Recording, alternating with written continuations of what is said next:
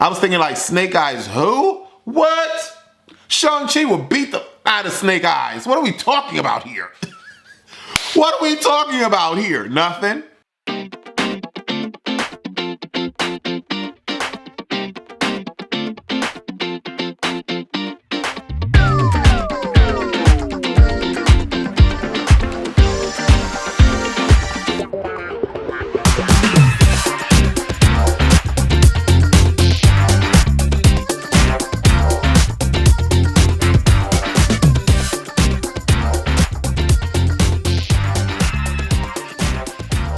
Hey, what's going on, beautiful people? I am Wesley from West the Critic here on YouTube and A Connection TV and WatchACTV.com, the three places on the World Wide Web where we actually adopt similar connections despite our differences. And welcome to my review channel. On this YouTube, I simply review films, scripted television, and anime.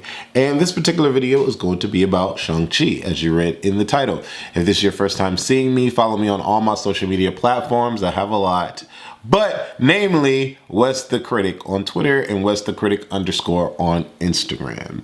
Thank you for tuning in, and let's talk about it. This is going to be a spoilery / non-spoilery kind of review. It's going to be a full review because I want to talk about it. I just saw the movie last night and wow.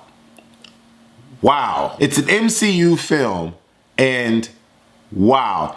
24 films have now been delivered to us by the MCU, and out of all 24 films, Shang-Chi is definitely in the top 5. Shang-Chi is probably definitely in my top 3. But let's talk about it, and then I'll give my top 5 and my top 5 at the end of this review. So you know how I start off my videos. I start off with pros and then cons, and then we just talk about it, right? So pro number 1, world building. This movie does a great job with building the world of Ta Lo and letting us know what's happening post-snap, right? Within that, we are discovering a new character. We get to see and understand how he grew up to where he is now. We get to see the world around him. And we also get to see the same past, present, and or future, or the lack thereof, with the villain in this particular movie.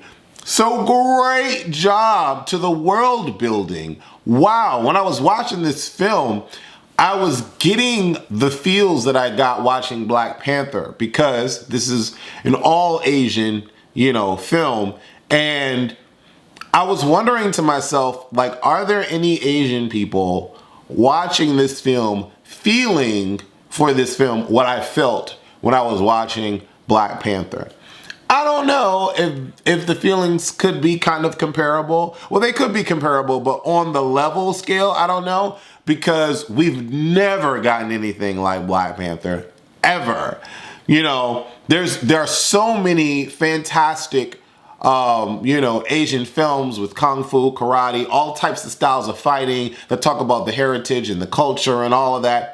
We don't have a lot of films like that. So I don't know if the embrace was at the level that, my embrace was for Black Panther and so many Black people, but I was feeling like, wow, this is great. This feels good. I just wonder how Asian people felt watching, Shang-Chi. So the world building is pro number 1. Pro number 2, character development. I did not leave this film wondering why someone did something or what was their reasoning? Why were they so enthralled in the concept of doing whatever it is that they were doing? And then on top of that, I felt a sense of personality from everyone that came on screen, from Shang-Chi to, the sister, to Katie, to Wenwu. Like, I understood everybody's position and what they stood for. And that was a true testament to the script. Wow. I had no questions leaving the film, except for the post-credit scenes. I was just like, what's going on here? But throughout the movie, I understood it. I understood every character's path, and it just made sense. Pro number 3, there were a lot of callbacks in this film. And, callback number 1, Well, one of the major callbacks was the dance sequence between the two parents. The way that the style that they were dancing between Wenwu and Lee, and the style that, you know, Shang-Chi and Wenwu were fighting at the end was a callback. Another callback that happened was the karaoke moment and karaoke session that they had in the beginning was a callback at the end. There were great callbacks that just was like, gotcha, cool, awesome, okay. So I was appreciative of all of the callbacks in the film because they were recognizable and accepted, and it didn't seem like it was like being thrown down my throat. Pro number 4, the CGI. Whoa! Whoa! Like, if this is what the MCU can muster up, I am like completely looking forward to what's to come. I mean, we just saw the Spider-Man trailer and I was just like, wow, that looks amazing. And we see the full Eternals trailer and I'm like, okay, this is looking really good. But Shang-Chi has set the bar high for any other MCU movie to come after it.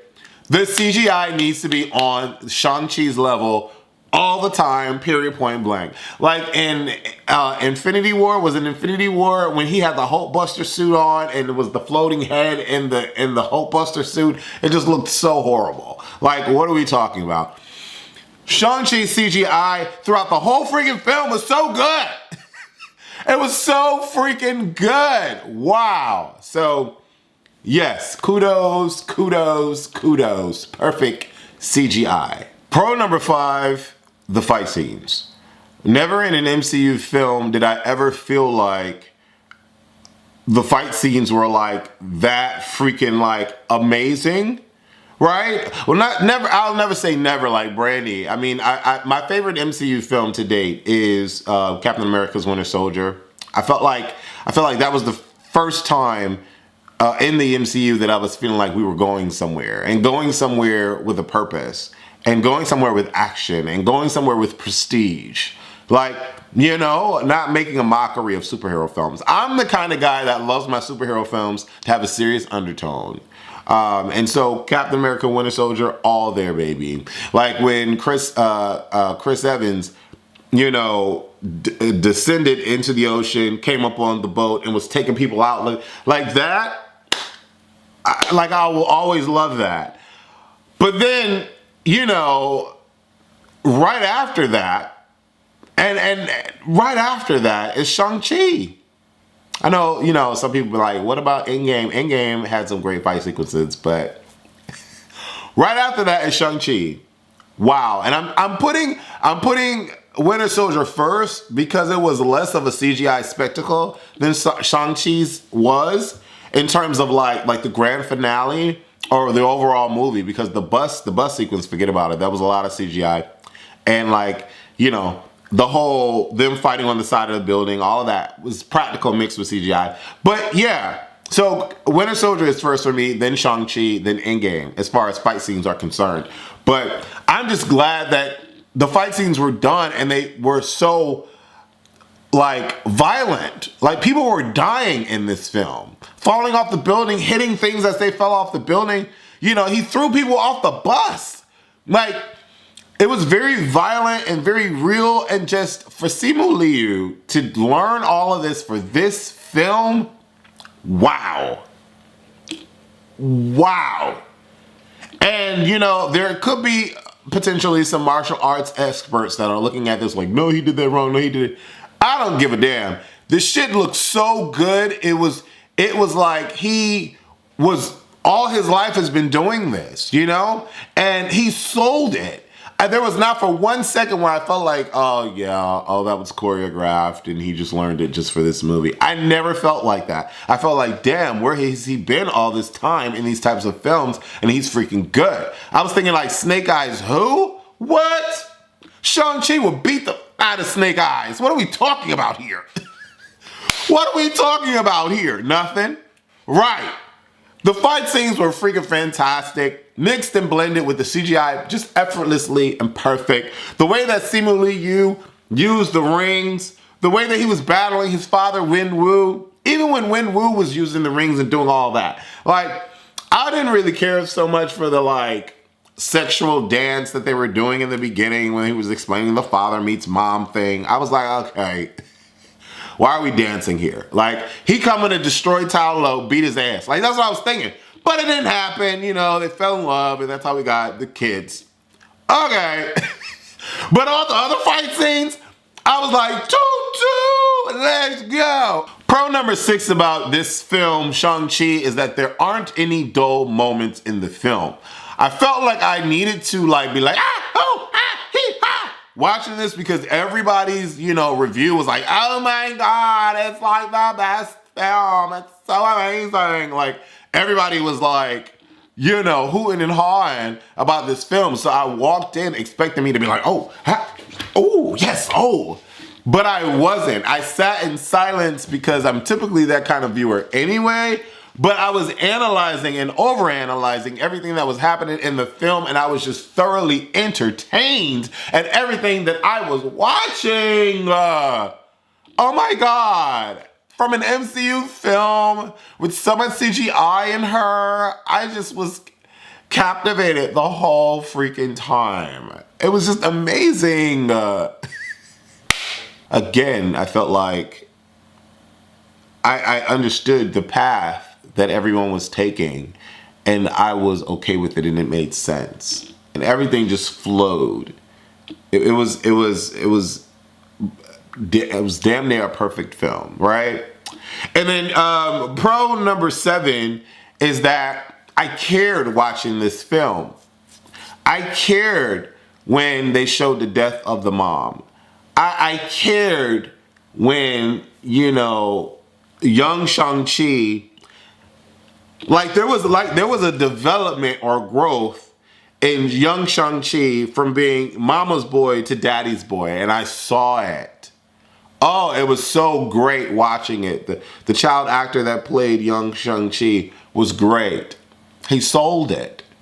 Even the little girl, everybody did their job that they were supposed to do in selling me the movie and caring about this freaking film. So that's pro number 7. The only con that I could even come up with, and it's not even really a con, but if I had to complain about something, it would be the fact that the villain dies at the end. Wen-Wu dies at the end. And, you know, spoiler alert, I was like, okay, another villain that you fall in love with or like, and they end up not making it to the end. And it was like, okay, so what's next? Like, what are we gonna do next?